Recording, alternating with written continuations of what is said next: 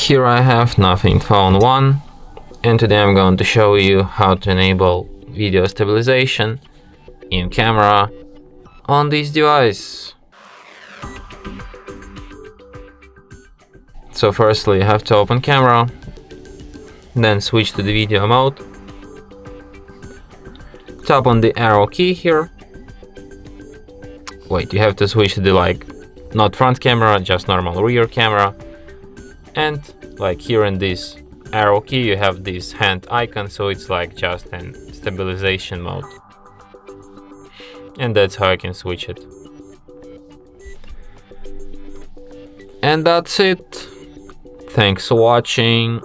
If you find this tutorial useful, don't forget to hit that like button and subscribe to our channel.